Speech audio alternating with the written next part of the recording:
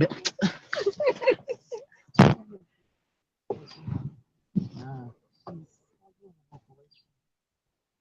you think that one made me scared? Comfy, please, can you mute your mic? I'm Can hearing you you now. mute your mic first? Mute your To mic for to mute. us. Yes, Okay. yes, for Let, now. let, Thank you. all right. Sure, thank you. I'm doing that, please.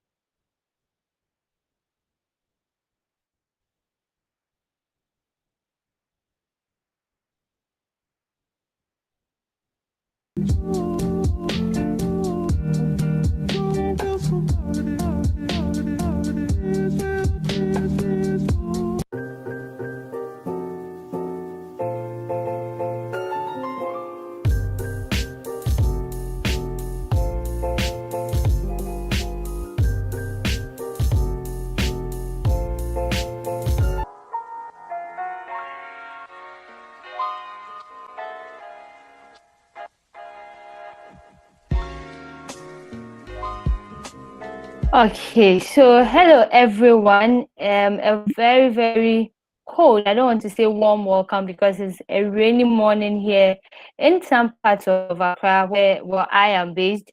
But for most parts of the country, we are hearing that it's been a rainy morning. So welcoming you from Ghana, and thank you very, very much for making time to join us on our wonderful discussion this morning. Wherever you are joining us, a good morning to you, probably a good afternoon if you're in another continent, or even a good evening if you are preparing to go to bed. And we all know that, well, 2020 definitely was not as how we planned it.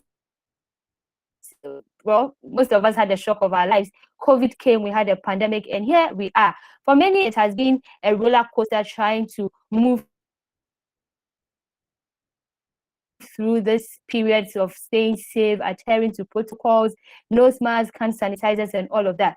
But we also understand for some of us that one area that probably even governments or most leaders may not have considered and paid so much attention to during this period has been in the field of sexual and reproductive health, and especially for young people, and so for us today this morning, today's webinar that is looking at access to SRH services or sexual and reproductive health services during COVID-19. We are not just taking a look at probably one country and all of that. We are looking at our part of the continent, specifically the West Africa experience. For us as different countries, this morning we are hoping that by the time we are done with our discussions here, we would be able to share some experiences as different countries and even as organizations on how we have been able to work our ways through this period of COVID-19 and SRH services. I have an amazing panel lined up here today to talk. We are having representatives from Ghana, the host country. We're having people from Liberia. We have a speaker from Sierra Leone. We have also a speaker all the way from Nigeria. And then we would also be hearing from some of the organizers of today's webinar and other wonderful speakers. So certainly, it's a packed morning, it's a packed session.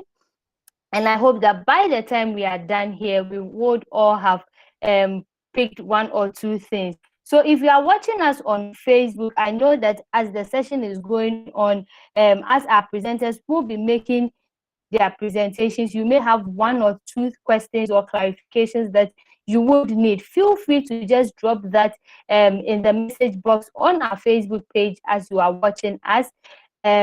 This program is being organized by Safe to Choose and also Find My Method. And so we are streaming live on the Facebook pages of these two agencies. Just go on Facebook, share with your friends, and tell them to also join this interesting discussion. Before I go to my first speaker, who is really, really ready, one of our main objectives, and I'll be telling you more of the objectives of our session today as we go on. But let me just mention one right now, and then the others will follow, is to increase awareness among the general public on sexual and reproductive health in relation to COVID-19. And so we'll be taking the different experiences from these countries, and we hope that we'll all learn and then share. I've been talking too much. My name is Esnam Amuzu, definitely an advocate. I'm passionate about SRH, everything adolescent health and reproductive health, or access to reproductive health. So I move straight to our first speaker today in the host country. Please, it's not host and win, but then from our host country, we have today joining us for a presentation is Sharifatu Mohammed. She's the programs officer at Ghana Health Service. She's currently specifically with the Adolescent Health and development program of the Ghana Health Service. I can tell you that I've worked with her. She's amazing. She has young people at heart. And so, Sharifa, if you can hear us, as you know, we are ready for you. And please tell us, how has the experience been with SRH services to young people in Ghana? Thank you. All right, thank you, Esin. Good morning, good afternoon, good evening to all. Can I project my screen, or you want me to just talk? You can project. Please feel free. Please feel free. Okay. Let's see. But just for time, yeah. So if you have access, kindly project. Sure. So you can see my screen now. Can you see my screen now? Yes, yes.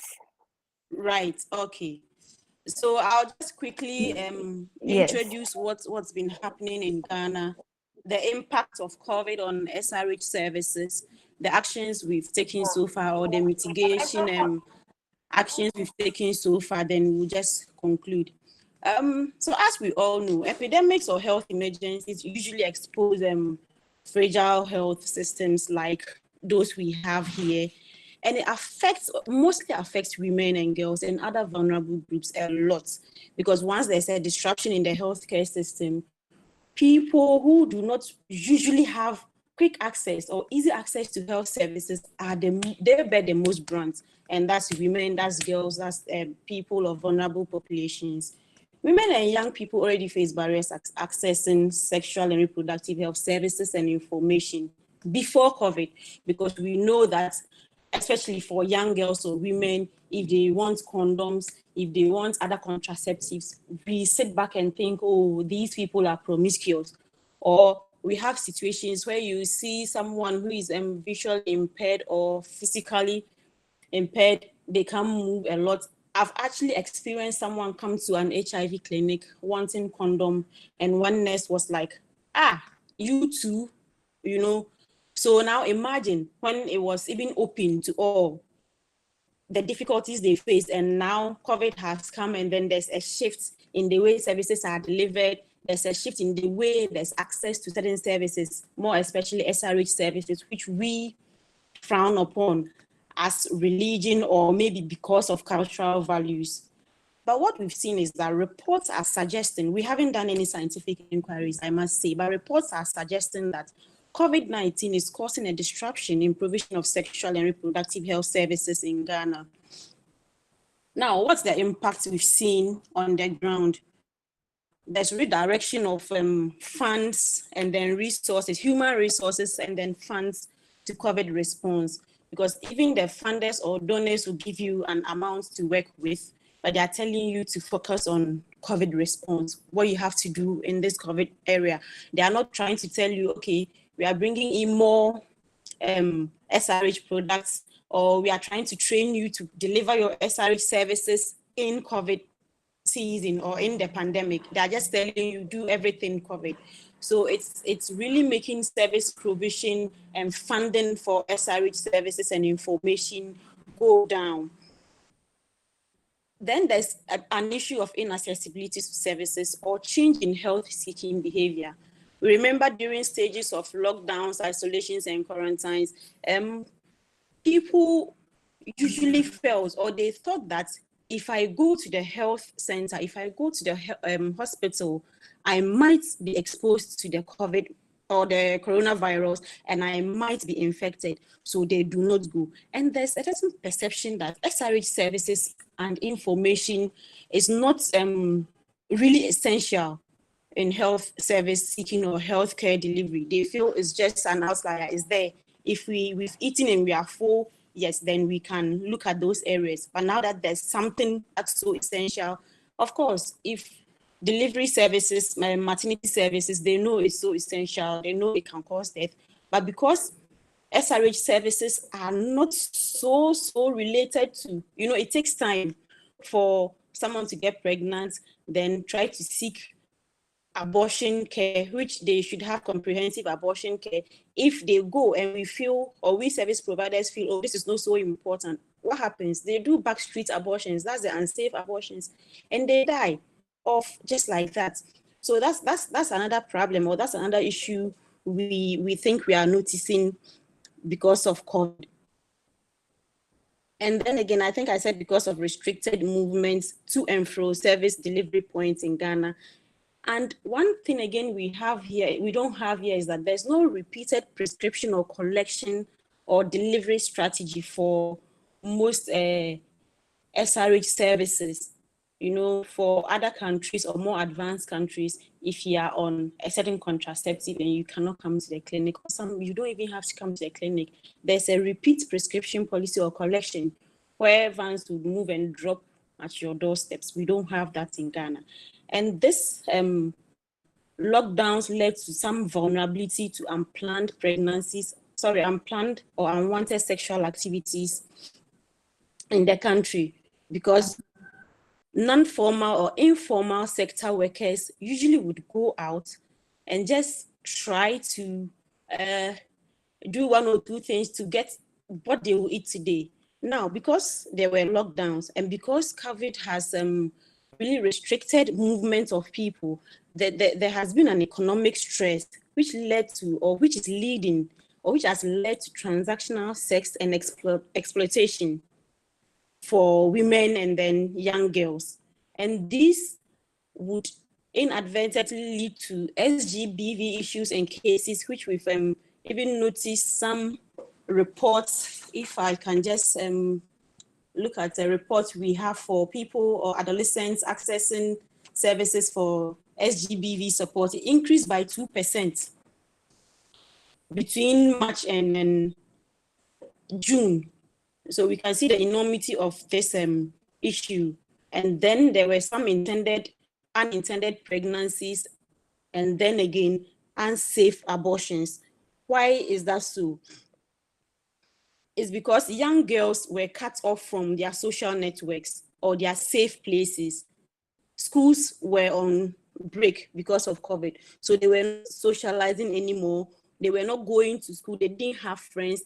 And they were faced with this vulnerability to unplanned or unwanted sexual experiences, because now they are sitting at home, no more free meals in the school. Sometimes people close to them are having sex with them or are forcing to have sex with them. Pregnancies occur and they don't want it. But then again, because of the cultural values we place on such things, they don't go to the health service, or even when they go, the service is not readily available or accessible to them. Then they resort to backstreet abortions, which are so unsafe as well. Some even have reported cases of defilement and all. So what has Ghana done so far? We have continuous capacity for service providers. We have used social media platforms, that is Facebook, that is Instagram, Twitter, chats, to deliver information to our clients and patients if you want. And then we've used WhatsApp to deliver information and services, SRH services, to our target population. We are still developing a manual for young people to educate them, or to sort of have a peer counseling sort of manual on SRH, SGBV issues, so that they go out and educate their peers. Or even now that we have COVID and some cannot even access the facilities, they are their friends, they are their peers, they feel comfortable with them, they can call them and ask, what should I do if this or this is happening to me? Then they'll be able to help them. We have also earnestly developed a service delivery guidelines for our clients during COVID-19. And to implement that service delivery guidelines, as of this next week, we are going out to monitor how services have been delivered so far after disseminating these guidelines for everyone to use. So to conclude, I must say that COVID has had a significant impact in access to and delivery of health services generally, and more especially SRH services. And then again, I'll repeat, even though we haven't really come out with a study or a scientific observation to say these are the impacts we've noticed, or these are the findings we have on COVID, our background checks, our reports from the ground, and even experiences have told us that this is how COVID-19 is impacting service delivery, more especially SRH services and information. So we are implementing service delivery guidelines, and we are on a supportive supervision visit to mitigate the impacts that COVID-19 has brought on us. So this is just a short overview of what is happening in our case as regards the impact of COVID-19. I'm done. Over. Okay, thank you very much, Fatu, for sharing that brief and wonderful presentation from the Ghanaian perspective. And certainly, as a young person in Ghana, I really do agree. Okay, thank you. I really do agree with everything you presented. Some experiences personally, especially with relation to the increase in SGBV cases.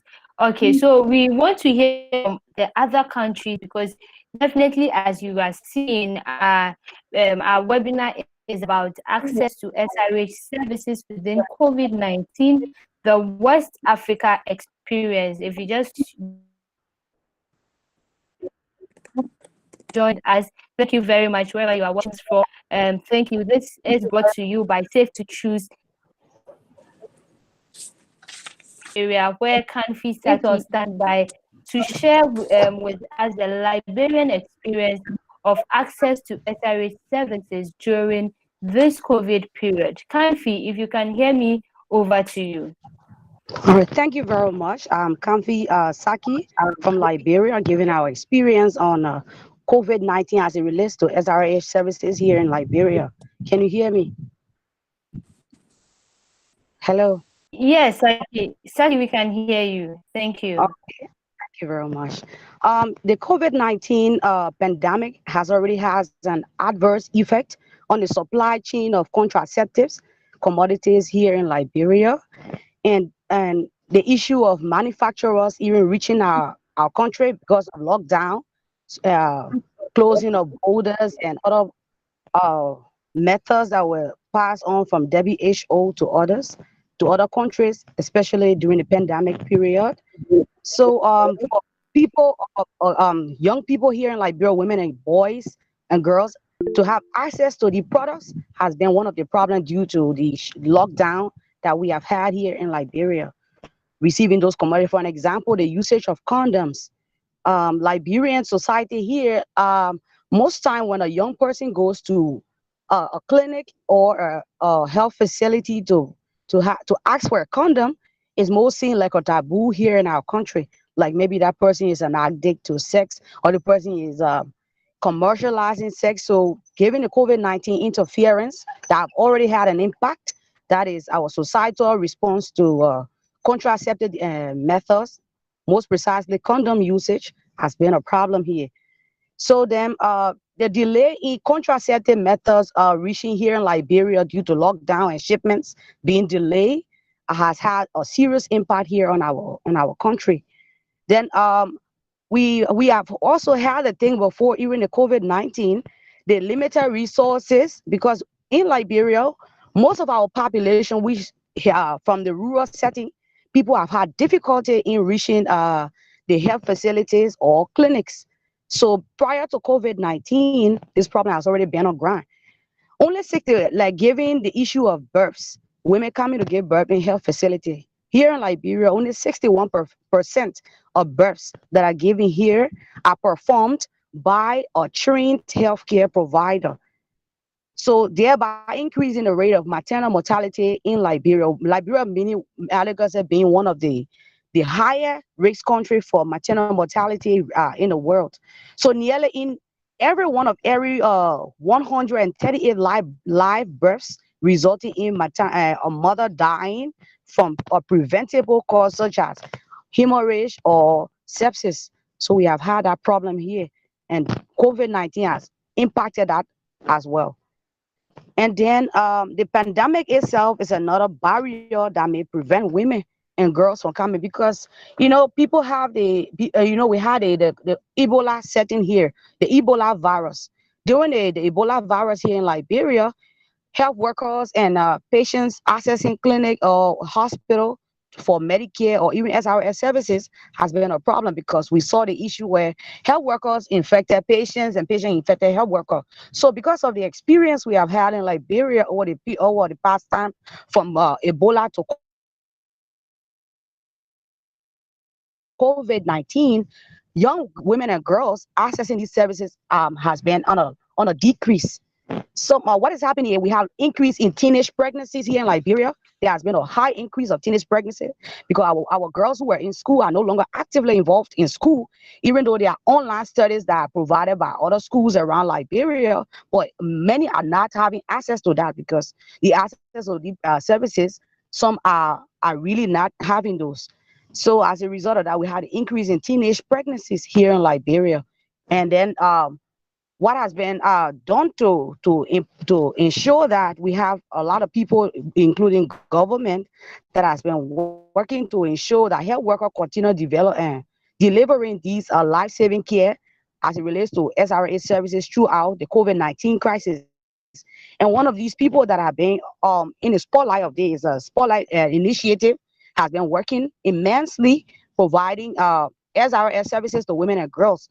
They have given about 90 they have provided such services such as 97 reproductive health kits to Liberia Ministry of Health, which is to be used in community health centers and hospitals around Monrovia. Precisely, they are dealing with Montserrado County, because we have high number in population and women and girls who are mostly exposed to these things. And then the kits contain essential drug. That is what has been done for Liberia as it relates to the SRS services here. Um, Kits has been given out with essential drugs, supply, and equipment designed to meet the different healthcare needs of women and girls, to help them in treatment of maternal and newborn complications, while others will be used to help survival of rape and domestic violence. Like I said earlier on, because of schools being closed and young girls being left home by maybe parents who are out there looking for food for them to have, most of these girls, like, we have had increase in our rape cases here in Liberia. So most of these girls have been exposed to rape as young as 4 months old, has been exposed to rape cases here in Liberia, because of too many people being at home, and the government passing regulations of reducing staff at various work sites. So last I was saying, while others will be used in the help of survival of rape and domestic violence, the care will also assist the estimated amount of 1,800 women with pregnancy related complications and 600 women suffering from miscarriage or abortion complications, and about 1,250 rape survivors, to provide. That is what is embedded in the kits that others have helped the Ministry of Health, because there are other donors and partners that are helping Liberia to enhance our SRS services to our women and girls, including boys.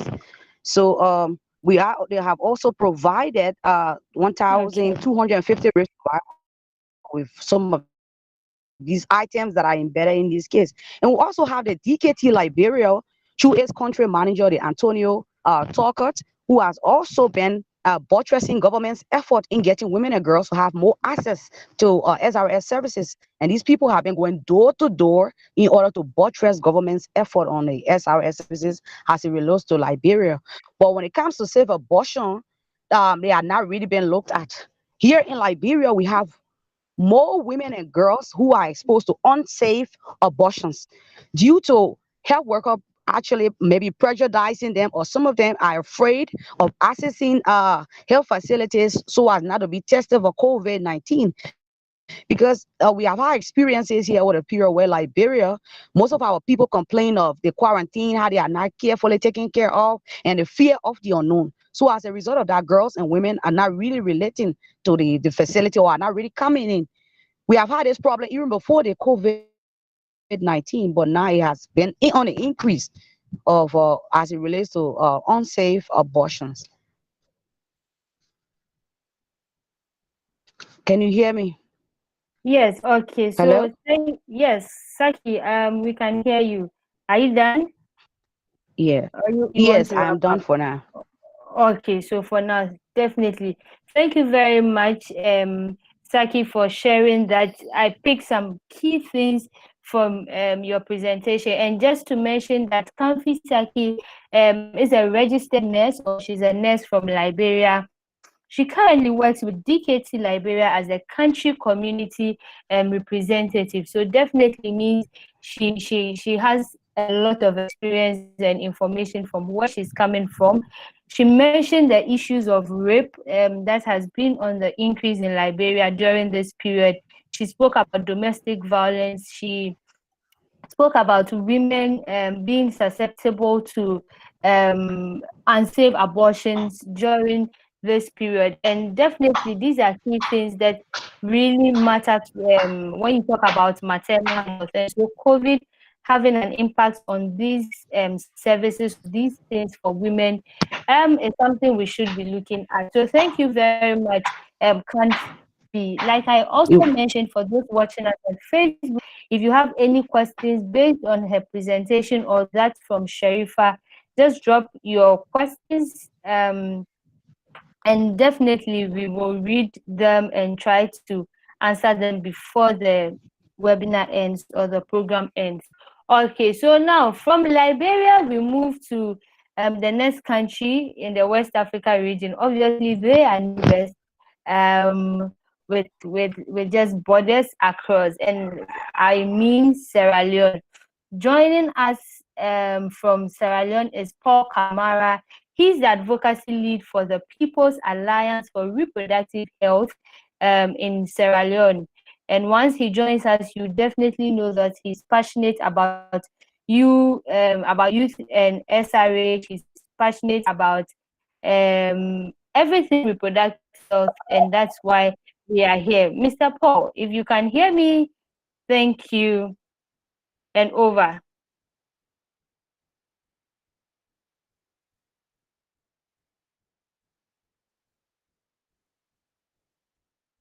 Hello, Paul, can you hear me? Yes, I cannot hear you. My mic was off. Okay. Hello, Paul, can you? It looks like you are using two devices. Can you maybe mute the second one or turn the volume on the second one off?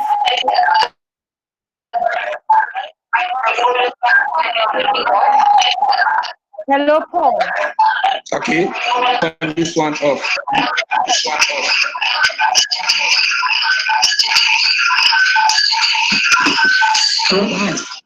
No, it's so bad. Can you mute? Can you Can you now? I mean, turn the volume of the other one off. You need to turn the volume of one of your gadgets off. Else Okay, you'll get yes, reduce the volume entirely for the one you are not talking on.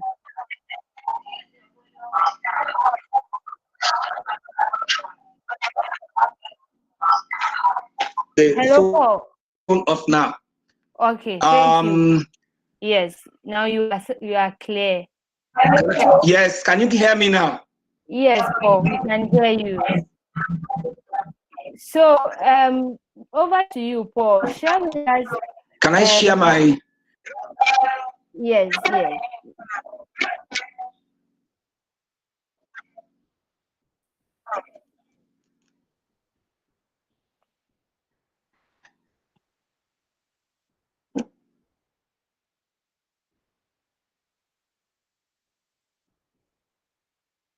Hello? Hello, Paul, we can hear you. You can start. Hello, can you get me? Yes, I can get you. I believe the others can get you as well. Yeah, I'm having a challenge in sharing my. Okay, I'm having a challenge sharing my screen. Hello? Hello, Paul. Okay, so Yeah, I'm having a challenge sharing my screen. You can quickly share a presentation with Michelle.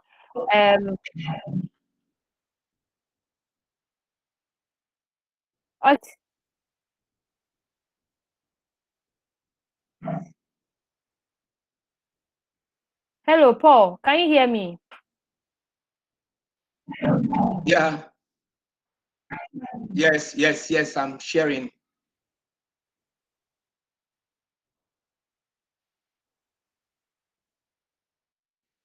Wow. Okay. Can you hear me? Yes, Paul, we can hear you. Hello? Hello? Okay. Thank you very much.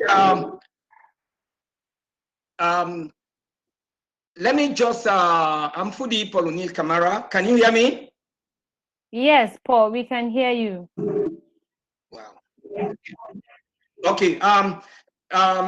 Before going to the COVID-19, I want to take us back to the impact of Ebola outbreak on our SRH services, because the COVID and the Ebola are like first generation, cousins, and they have similar effects on the SRH service access and delivery. With the Ebola, one of the challenges we had was that the death of frontline healthcare providers like medical doctors, nurses, laboratory technicians, etc., created mistrust in the health system to provide adequate protection of its own staff and users. You know, we had a lot of medical doctors, nurses, and other frontline health providers who actually who contracted the virus and died as a result of the complications. And secondly, most of the healthcare providers had fear in contracting the EVD, and that resulted in them deserting their already understaffed health facilities.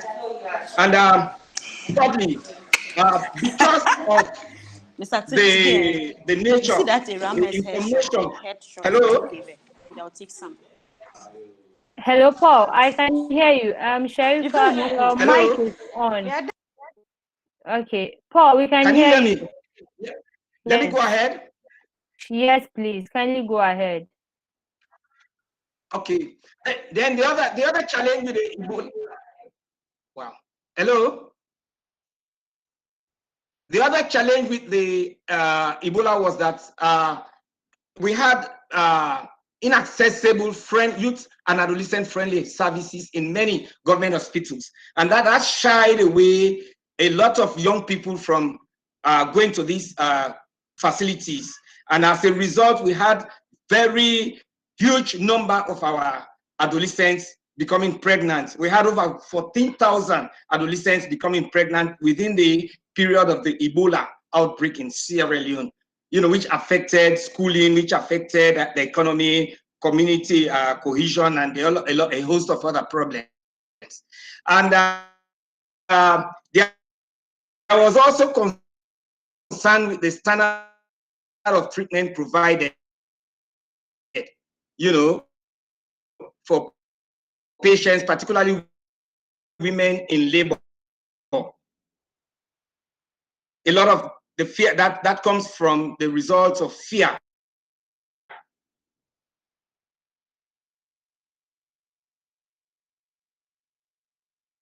By the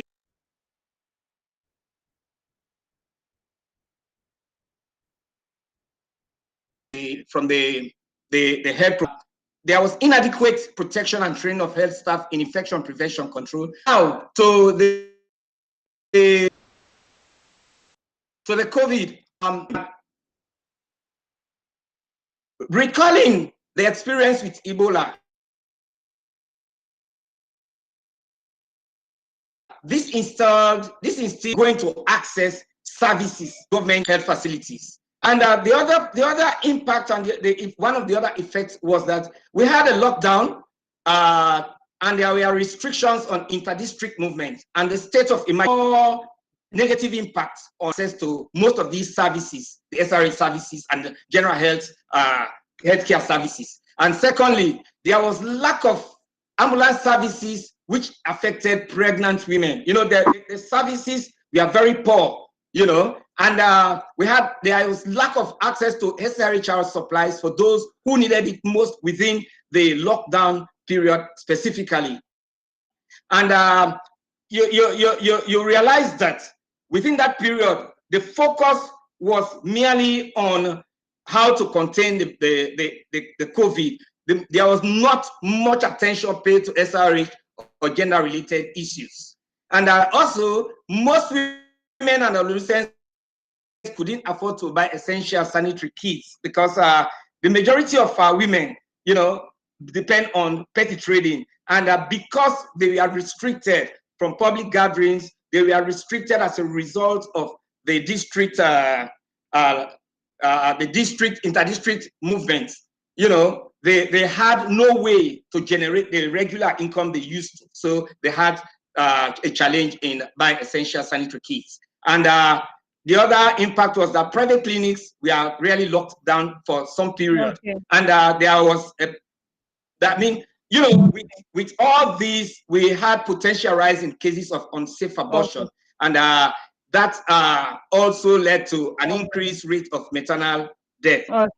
In Sierra Leone, we have restrictive legal environments around abortion. Okay. We have the 1861 Offences Act, which frowns at abortion, and we have the drugs and pharmacy, the Pharmacy and Drugs Act of 2001, which also frowns at even advertising for drugs and to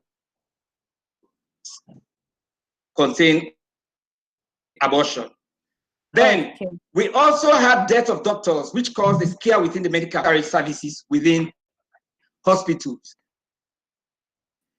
And another impact was misconceptions and misinformation. For example, we had at some point that the face masks from China were being laden, and even renowned men of God, pastors and bishops, used to,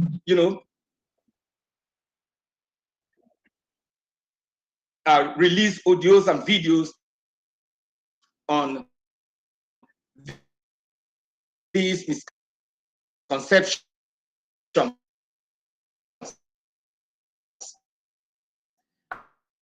And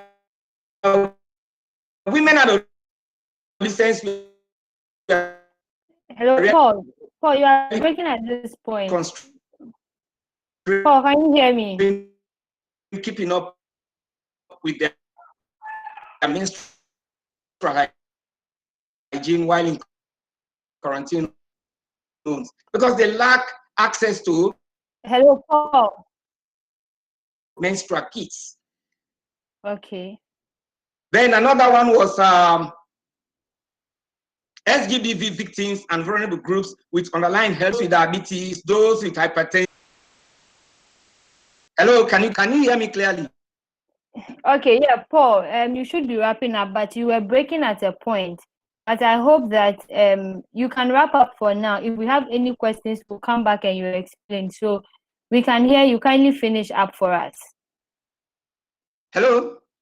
Hello, Paul. Can you hear me? Yes, I can hear you. Yes. Can you hear me now? Yes, you were breaking at a point.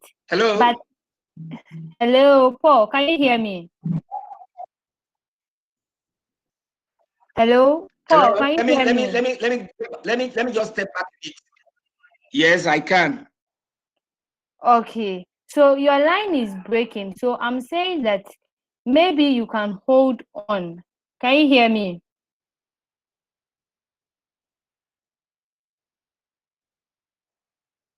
Paul.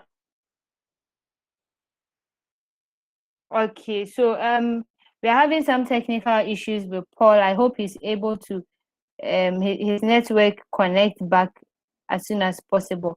Paul, can you hear me? Okay, so we lost Paul there, and definitely he did mention quite a number of interesting things, and I was happy when he decided to take us back to the Ebola crisis that Sierra Leone faced. For some African countries, and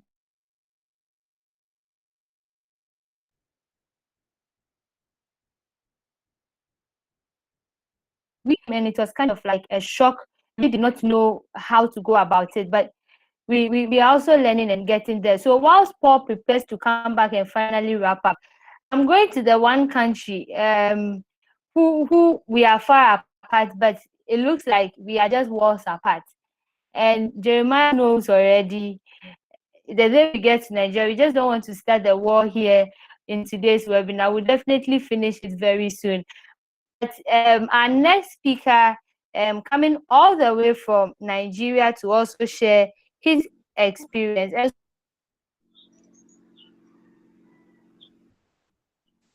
Hello? Yes, I personally know Jeremiah is definitely passionate about young people's reproductive health and rights.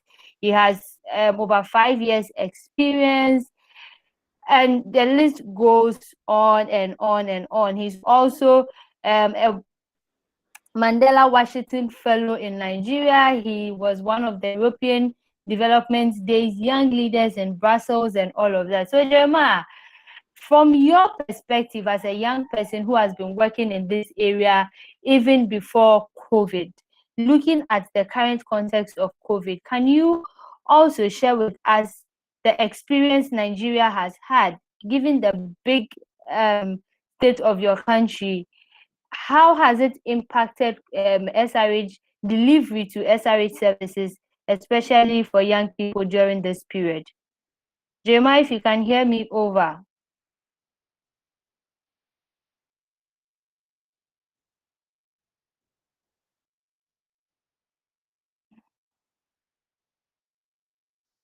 Hello, Jeremiah. Nigeria. Yeah, can you hear me? Jeremiah. Yes, we can hear you now. Yes, we can hear you now. All right. Thank you very much. Good afternoon from Nigeria, and thank you so much for giving me the opportunity to speak at today's webinar. I think I'll take off my headset. Yeah, thank you so much for the opportunity for me to speak at today's webinar, and I'll be sharing with you the state of the situation as it regards sexual and reproductive health and rights in the COVID-19 period. Already the COVID-19 crisis is causing a current state of chaos in Nigeria. The impact is most felt on women's and girls and sexual and reproductive health and rights across every other sector in the country. Although this news isn't making the headlines, but the crisis is having a devastating impact on the futures of thousands of girls and young women.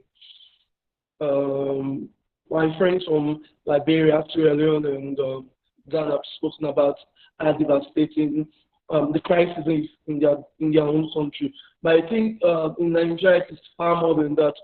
We already know about the fact that we have a very huge population, actually the most populous nation here on the continent.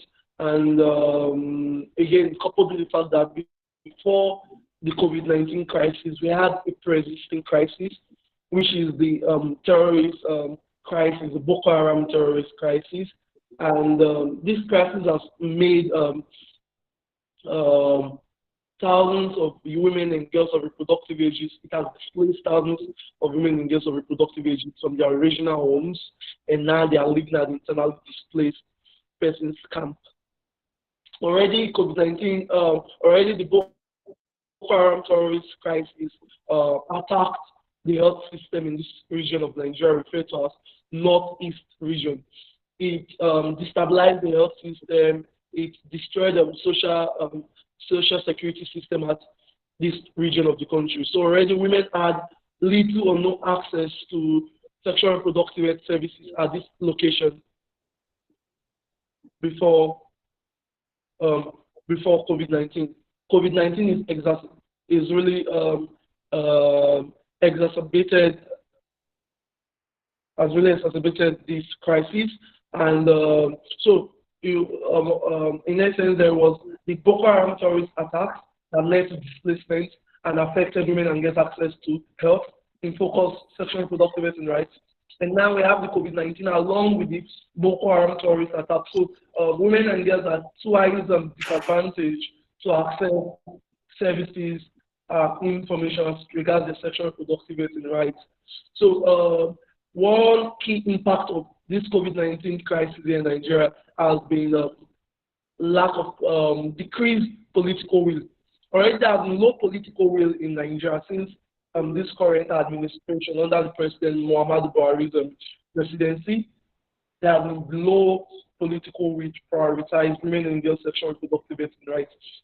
But COVID-19 has exacerbated this low political will. So we have seen a much more decreased political will for women and girls' sexual and reproductive rights. So the general argument is we have COVID-19, so we are redirecting a lot of our resources and funding to addressing the COVID-19 crisis. So that was enough argument to say, oh, we can apportion appropriate funding to women and girls' health and life, because this funding we have to move it to COVID-19 programming. But one key factor, one key thing we try to help government and policymakers understand is that women and girls' sexual and reproductive health is equally as important as the COVID-19 crisis, because Nigeria has one of the highest rates of maternal mortality, I think the fourth highest maternal mortality rate in the world, and over 40% of these maternal deaths are due to unsafe abortion. And unsafe abortion will only happen if women and girls do not have access to comprehensive, effective, and reliable family planning services and information. So it comes point to the fact that more people are dying from unsafe abortion than from the COVID-19 crisis. But the COVID-19 crisis is taking much more attention than women and girls' sexual and reproductive health and rights. A lot of my work I do is focus on policy advocacy and media advocacy. Not much of my work is focused on service delivery because, my organization believes that when we can make effective policies and create accountability mechanisms to ensure that these policies are being moved away from papers to actions on ground, service delivery can gain traction. If there is no money, there can be no service delivery, and for money to be appropriated to these services, there has to be policy advocacy and civic action to push government to prioritize women and girls' sexual and reproductive health and rights. So we've been carrying out a lot of advocacy on how government can prioritize women and girls' access to family planning services. And one key thing we've spoken to the government about is tax shifting. Already, even the robust of the healthcare systems in the world has been overstretched by the COVID-19 crisis. We've seen some of the world's best health system, like that of the NHS in the UK, being overburdened by the COVID-19 crisis. And already in Nigeria, we have a very fragile health care system. There's a very fragile healthcare system in Nigeria. So there isn't a lot of manpower in this healthcare system to give attention to women and girls who want to access family planning commodities, who come in for post-abortion care. So one key thing we're discussing with the government and at the Hello, Jeremiah.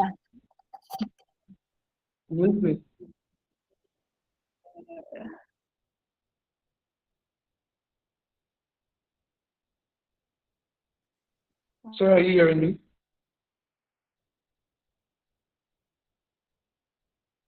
Are you hearing me? Yes. Jeremiah, I can hear you. So if you can also hear me, maybe, I can hear you. You could start wrapping up you again. All right. So one key thing I said was tax shifting. Majority of women go to health clinics for contraceptives. Count these contraceptives to lower level health officer, like community health extension workers, like proprietary and patent medicine vendors.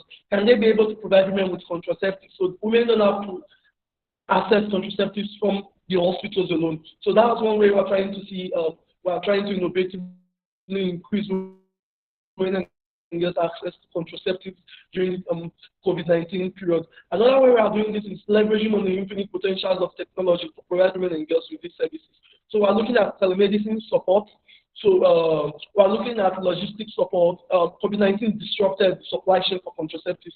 So we're looking at how can we use technology to create resilience for contraceptive and provision for women and girls. So in conclusion, the issue in Nigeria is there has already been pre-existing very low access to contraceptive for women and girls in Nigeria due to the humanitarian crisis in Nigeria, and COVID-19 has just increased this lack of access, and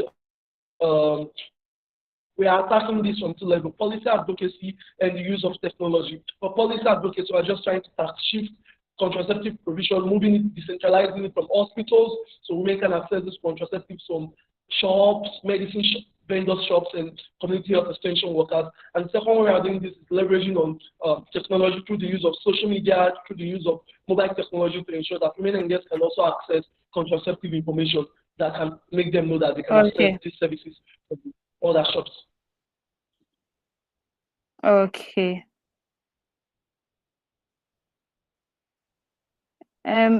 Jeremiah, I think your mic is off. Hello, Jeremiah. Yeah, I'm done. Yeah. Okay. Oh, okay. Thank you very much, Jeremiah. I'm sure you ate some Nigerian jollof this morning before coming. So definitely we have heard the presentations from the various countries. And one thing I got from the various countries was that the issues are not entirely independent on their own. We have similar experiences, and it is definitely also clear from the various presentations that there has been a gap when it comes to breaching the SRH or accessibility to young people, to women, our health systems. It's like there. I think Jema mentioned something about the supply chain, and so for this, it probably means okay, you have the supplies may be available, but then how do we get them to the people? Sharifa mentioned something about in Ghana not having vans that would deliver contraceptives to you if you can't come to the center or the health facility, means you have to go. And this person is afraid of contracting the virus, or even the only youth-friendly corner that she may have access to get a service has been closed down. So how do we bridge this gap? Thank you very much, guys, for your wonderful presentations. If you have any questions, drop them. We'll be asking our speakers, and then they would be helping us to address them.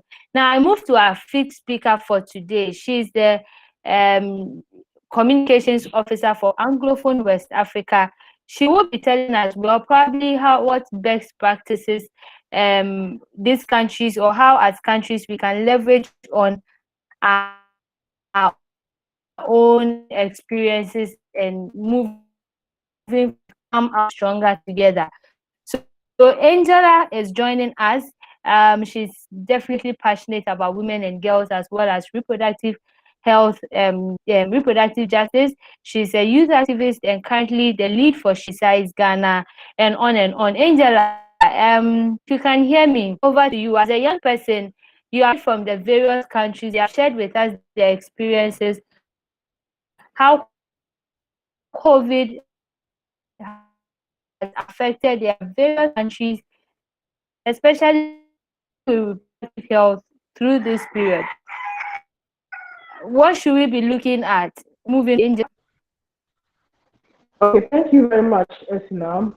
And I think you said much about the fact that most of these issues are cross-cutting in most of these countries. But then look, okay, so how are we able to help bridge these gaps? And or find my method, we brought up most innovative that so that young people can also still have access to contraceptives, especially in the time of pandemic. And also for the fact that the use of the digital, so you see that through social media, I find my method is able to reach out to audience and young people, able to know accurate information on contraceptives, and to be able to choose which exact contraceptive fits them and suits them. And there are ranges of varieties of contraceptives that young people can choose from. And I would like to urge each and everyone to visit findmymethod.org. Findmymethod.org. And when you visit the web, various contraceptives that are available on the website, and then you could also read about each and every contraceptive. And through reading about contraceptives, you can know which exact one is also suitable for you as a person. Also, one innovation that as Anglo West Africa we brought about was the use of WhatsApp, and country consultants were able to use their WhatsApp platform to reach out to young people, even have discussions online and in groups in just WhatsApp platforms, and they're able to share information and also details about various places or access points that you could have access to contraceptives. And from most of the speakers, we have heard that in most of these countries, there's really like a that can deliver to you. And I think innovators, that would be something that we should also start thinking about, especially as also young people, and the fact that we could come up with an innovation that could help young people access contraceptives online. And if that was to be, I'm sure even during times, it would also help to some extent as to what sort of contraceptives that people can just order and get it right at their doorstep. Another interesting thing that came up was also the use of forum. And when I say a forum, so the forum is forum.findamethod.org. When you go onto the website, you would also find it there. And in the forum, you are able to ask questions and have discussions monthly, and you can drop whatever issue that you feel that you want to discuss on there, and you can have interactions and discussions also on the platform. Also, as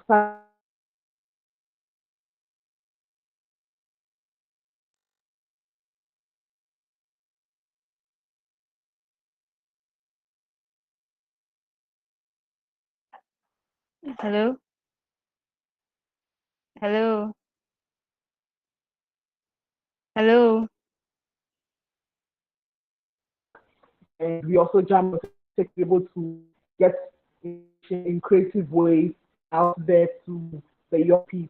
And I think so far, in terms of the digital space, that's some of the innovations that Find My Method has been able to come to be able to reach young people in the Anglophone African countries. Thank you.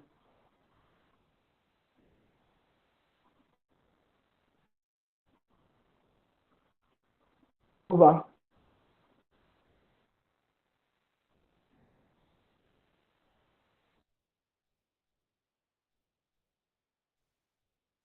Hello? Angel? Yes, Hello? yes, can you hear me? Okay, I can't hear you now. I think maybe it was from my end. I didn't get your very last sentence. I don't know if anyone also heard me. I'm done with the presentation, so just hand it over to you. Okay, okay, sure. Thank you very much, Angela, for sharing those insightful ways that young people can be reached, innovative ways. You spoke about social media. I think even some of the countries mentioned that those means as using them to reach more young people. Definitely, thank you very much. Our last speaker for our webinar today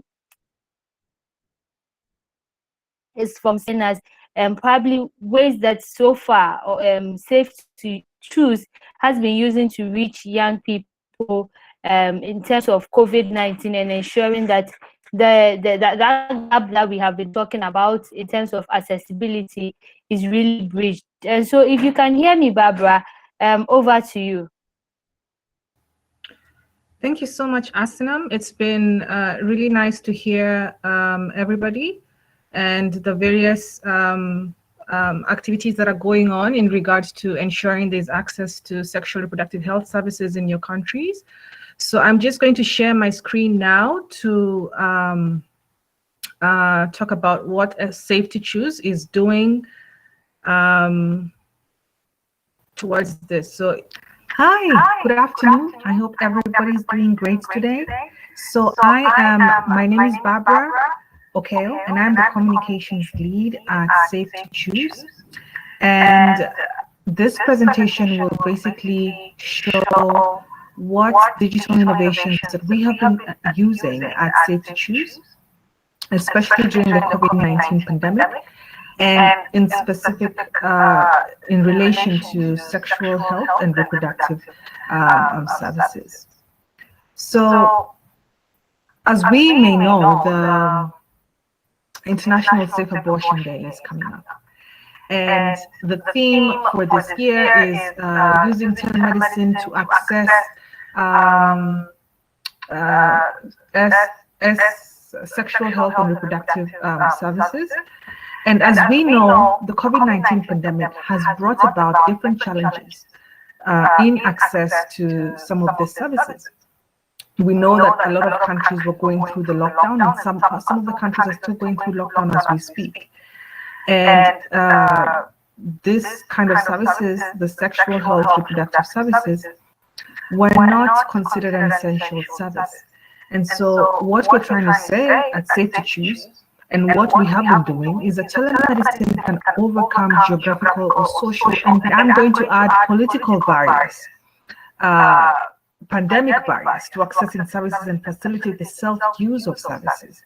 SafeToChoose.org, through our trained counselors, uses the live chat feature on our website to support medication abortion and promote the distribution of accurate information backed by remote care and support. So what is a scenario? What is a scenario that requires this kind of remote care and support? So when we talk about reproductive coercion, where a lot of women in many settings, and in particular those living in more patriarchal, socially conservative contexts, are also often victims of reproductive coercion through which their autonomy over reproductive choice is greatly impaired. Reproductive coercion is usually one of the biggest factors, violence against women, including in intimate partner violence. And so what we do find in some situations is that, especially during the lockdown and during the COVID-19 pandemic, we had situations where women were placed in situations that were not necessarily safe for their well-being. And coupled with the reproductive coercion and intimate partner violence, this means that women did not have autonomy over the choices they wanted to make for their bodies. And so we'd have some women who are not able to access their phones, or they have their phones have been tapped, and all these kind of issues that come about. And so for us at Safe to Choose, we want to make sure that we help the women access the services that they need in real time and in very, very private settings. So our approach is, number one, we aim to understand sensitivity, stigma, and social power dynamics. The live chat feature on our website has been specifically made and molded to understand sensitivity, abortion stigma, and social power dynamics. Number two, by testing and refining our live chat feature with constant input from our users, we are able to continually be agile and continually improve the feature for the users of the product. And number three, by providing links on social media, then this makes our users continually refer to these links whenever that they need to. The fourth method we're using is by using validated and standardized measures. So when we're talking about the live chat feature in particular and what makes it work for the COVID-19 pandemic, number one, it enhances privacy. It enhances privacy. And number two, it has active links. It has active links where users can go and refer to the information that they've been given, even for further research. And number three, it has user feedback, constantly changing. And number four, the procedures are validated and standardized. And so for me now, what I want to do is just show you the live chat statistics, especially during this 3-month period. And I'm going to start with the top 10 countries that were accessing our live chat feature. So here we have Nigeria. We have, this is in order of the prevalence. So we have Nigeria, we have Brazil, we have Ghana, we have Kenya, we have Argentina, India, Mexico, the Philippines, we have South Africa, and then we have Sierra Leone. As you can see, in the top 10 alone, we have 3 West African countries. A lot of people have argued that access to digital technology, for example, infrastructure may hinder this. But as you can see, the women in these countries are prioritizing accessing sexual reproductive health services through the live chat feature. So these are the top 10 countries that have during this past few months of the COVID-19 pandemic, are actively coming into our website to seek information and to talk with our counselors. And so just to give you an overview as well of the top 10 requests, we have access to abortion pills leading, where women want to know how to get a hold of this abortion pill and how to use this abortion pills. A lot of women are also concerned when they suspect, they want more information about the pregnancy, bleeding, incomplete abortion, or failed treatment. Maybe they got them from other sources that were not legitimate, and abortion at over 11 weeks. Some of the top testimonials we've received, they range from different countries to countries, but as you can see, a lot of women are very appreciative of the privacy setting aspect. They're appreciative that they can reach the counselors from wherever they are, and it still gives them a sense of accuracy, and the information that they have received is information that is accurate.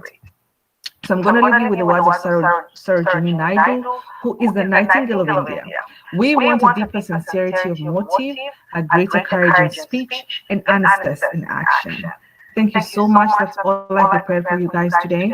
Let me know in the comments if you do have any questions or suggestions or any comments. Thank you so much.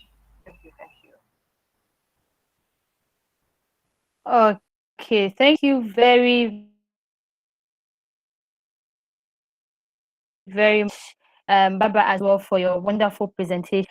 I'm from Ghana, and I see Ghana in the number 3, and I'm wondering, because then sometimes you are talking about these issues and it's like, oh no, women don't talk about reproductive health, they don't talk about abortion, but here we are, and we are in number 3 when we talk about people seeking online information and education,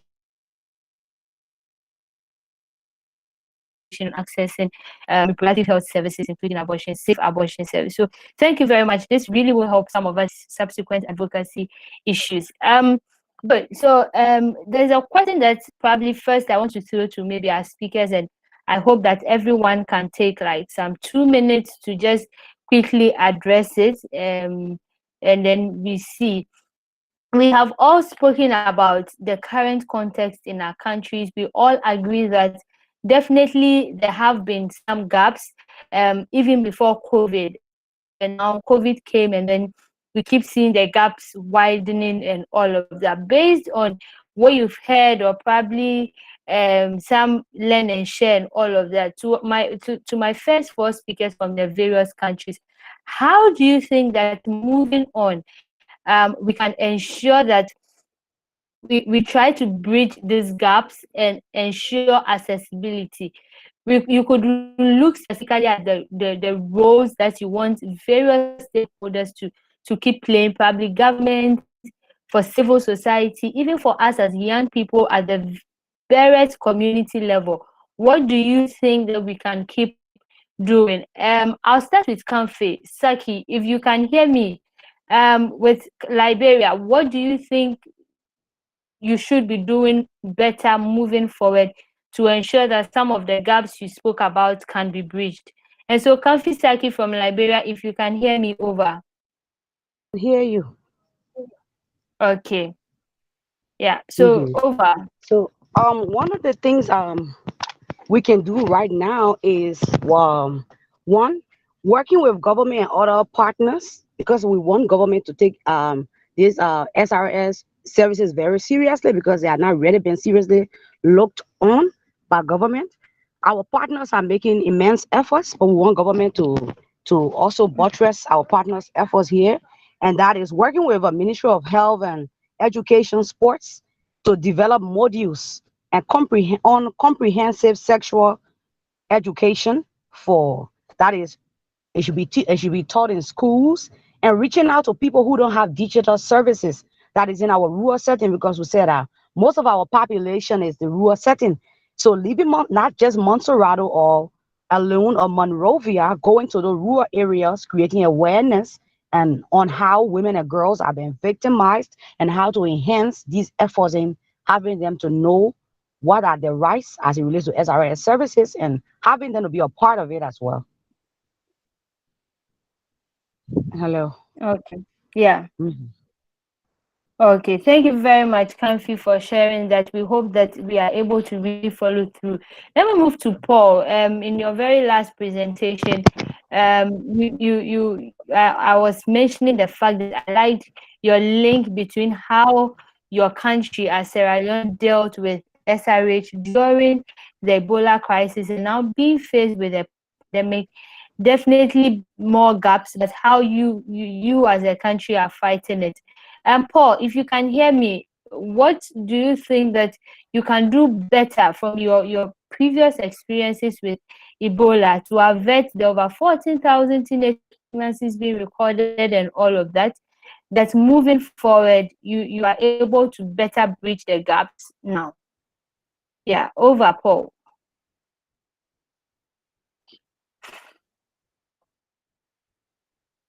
Paul, your mic is muted. If you can unmute your mic before talking.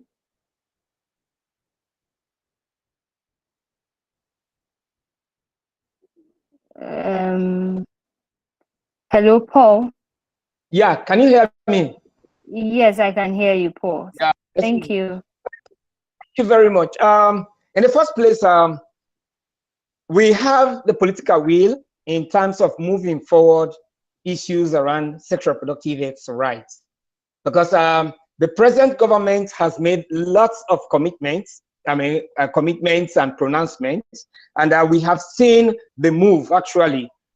And because in terms of integrating comprehensive sexuality education, we are at a very advanced stage, you know, with the process in terms of integrating CSE into the 2015 National Basic Education Curriculum.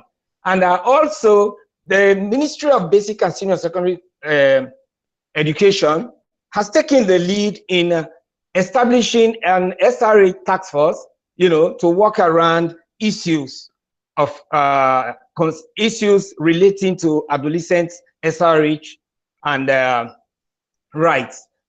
And also, there's this First Lady's Flagship Program, the Hands of Our Girls, which is an opportunity because it's a government-owned program, and the government has separated the Ministry of Social Welfare and from the Gender and Children's Affairs Unit, and now we have a special ministry responsible for gender and children's affairs, which is also an opportunity for us to work around as partners. And quite recently, after the Ebola saga, we had a policy that disregarded girls, pregnant school girls attending live schools, attending normal classes. But that has been overturned. We have now had a policy allowing pregnant school girls to attend normal classes. You know, it is in place. That has been legitimized, and the government has just recently launched a one-stop center, you know, to address sexual and gender-based violence cases in referral hospitals. You know, when we looked at the cases of SGBVs, they have been on the rise over the years. So most of the cases were dropped out of court or they were held up in court because there was lack of evidence or sometimes compromise from authorities, from family members. So this one-stop center initiative being launched is a special initiative to take referral cases, you know, forward. And then also the government has just last month established a special court to handle SGBV cases. So now, how do we intend and what do we do as partners in the fight? We have a particular coalition, the People's Alliance for Reproductive Health and advocacy, a power coalition of which I'm the advocacy lead. This coalition has been working with the Reproductive and Child Health Directorate of the Ministry of Health and Sanitation. And we have a technical working group, but since 2019, we could not move forward, but we have just revived that technical working group. And we have a bill, Safe Motherhood and Reproductive Health Bill, which is holistic, to deal with sexual and reproductive health and rights issues. Thank you. Advocacy is going to be focused on that Safe Motherhood and Reproductive Health Bill, so that we can have a legislation to address these issues. Okay, thank you very much, Paul, for that detailed outline of how you hope to move forward. Let me quickly go to Jeremiah and take his own thoughts about this question, and then I'll quickly read out what Sharifa, our first speaker, also has. Or while Jeremiah gets ready, for Sharifa, she's hoping that there will be continuous education and awareness creation on SRA services available at this time. She also feels that we need to reach out and that we could use community health nurses in the case of Ghana, because we have that structure. For countries who have, they could also use it to provide home visits and give them mobile phones or other technologies where they can use to get information and then distribute commodities to women at their home level when they could not or when they cannot move. She also is saying that we should keep training adolescents or service providers in terms of friendliness for young people, because it has been an issue. Access to youth-friendly services continues to be an issue. The stigma, the judgment continues to drive young. We should also encourage male involvement in SRH services and the response strategy, because definitely we know that male involvement is key, and we should work with partners. When we talk about CSC, we know that the stakeholders are different: government, CS, religious leaders. So she's also looking at partnership, and then she says we should also engage the young people. If we have youth advisory boards, if we have youth volunteers, let's involve them and to reach their peers. We all know that peer-to-peer advocacy and mentorship is one method of reaching young people that has really worked. So let's build on that, and that's from Sharifa. Let me go to Jeremiah quickly. 3 minutes. No, sorry, Jeremiah, 2 minutes. I'm sorry. And then definitely we can wrap up.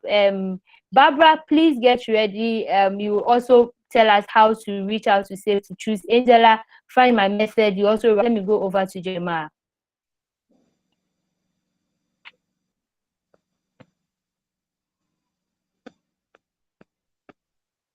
Hello, Jeremiah, can you hear me?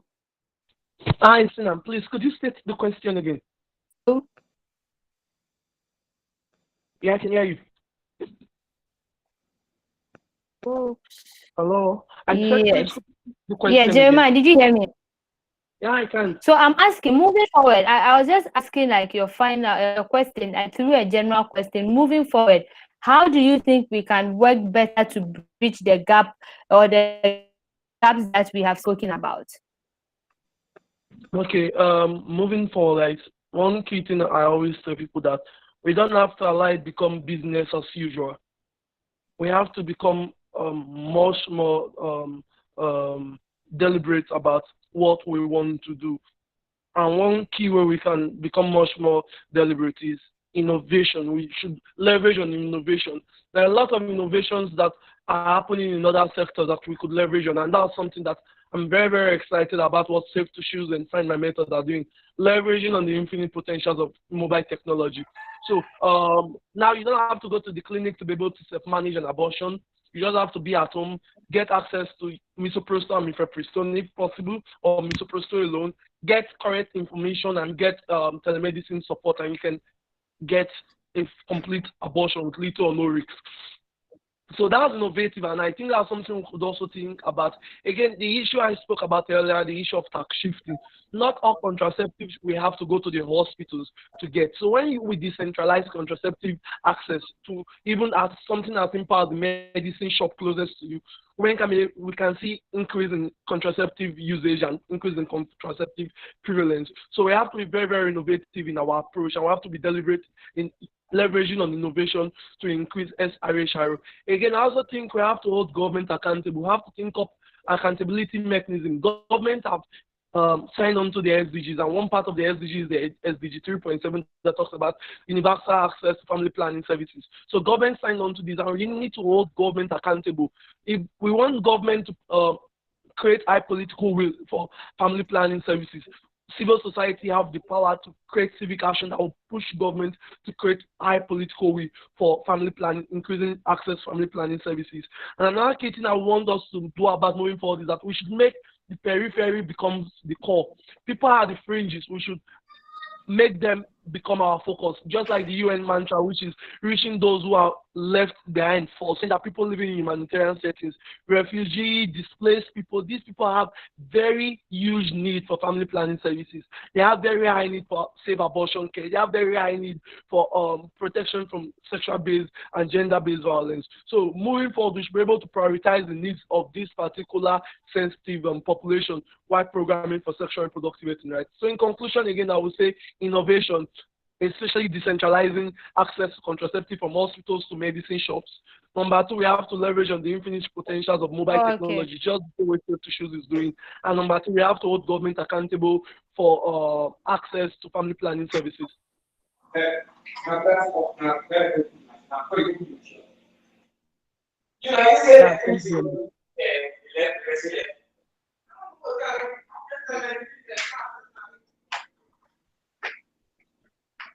Okay, thank you very much, Jeremiah, for accountability. Paul, can you let me go to Barbara? You have done an amazing job so far.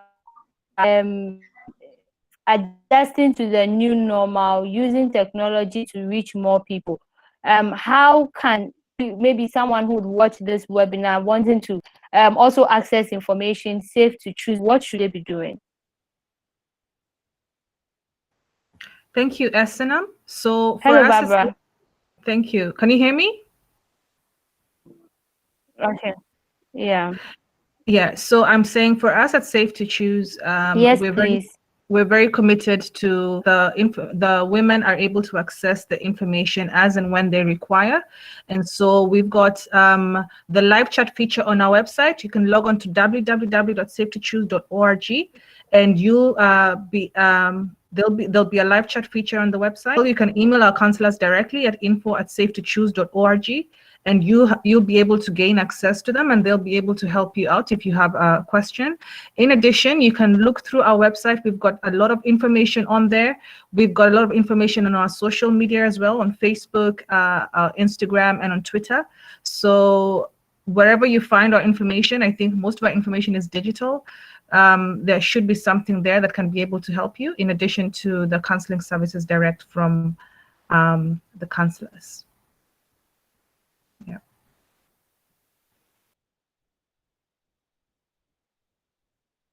Okay, so I see Eshinam is off the call. Maybe I'm just going to pass the baton on to Angela. Thank you. Yes, thank you. Okay. Angela, over.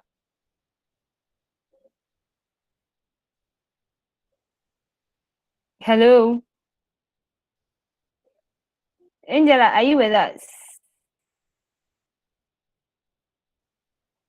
Hello.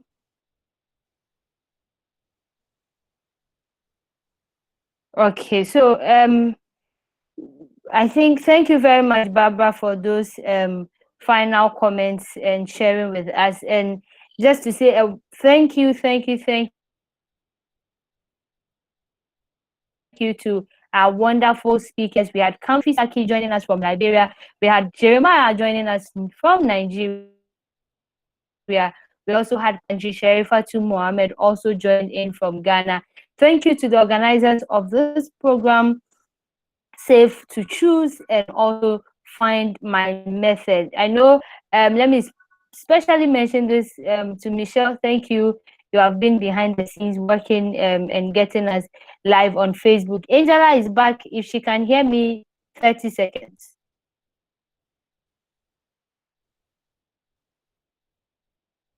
Hello, Angela.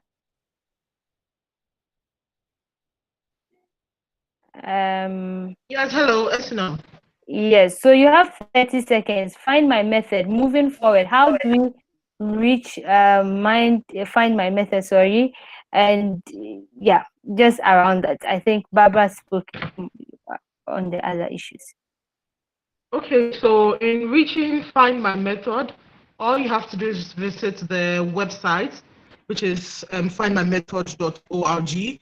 And when you visit the website, there are various information there. And then if you want to use the forum, when you get to the Find My Method website, you just look for the forum, and then when you click on it, you can also have access to it. And then maybe I would mention out the various WhatsApp numbers so that anyone who might want to get in touch can do so. So for Nigeria, the WhatsApp number is plus 234 817 192 0004. I'm repeating again. Plus 234 817 192 0004. And then for Ghana, the WhatsApp number is plus 233 59 5274 866. Go over. For Ghana, the number is plus 233 59 5274 866. And then for Liberia, the number is plus 231 088 897 1952. Plus 231 0888 971952. And last but not least, Sierra Leone, the number is plus 232 30 899 407. Plus 232 30 899 407. So you can reach out to us and ask all the questions that you want to ask, and you will get answers and all the insights that you need as well. Over. Okay, thank you very much, Angela. Just do visit there. Also, I think they mentioned that you can just visit their website, find my method, safe to choose, and I'm sure you get a lot of information on what to do next. So, thank you very much. It's been a wonderful hour and a half. I'm sorry. Social media platform. So on Facebook, on Twitter, on Instagram, on TikTok, you find us there. On all our social media platforms. Find my method and safe to choose. Sure. Thank you very much, Angela, for that reminder. And so it's been a wonderful hour and a half. You've heard so much. I've learned so much. Thank you very much for joining us, taking time of sharing your incredible knowledge, experience, and lessons with us. To the organizers, once again, I say thank you. My name is Esnam Amuzu. I'm your moderator from Ghana, also passionate about all issues with relation to young people. So, you're away same time. Well, we hope that COVID goes very soon. But until then, please keep staying safe. Remember to follow the protocols, and yeah, all the best, everyone. Thank you very much. Bye bye for now.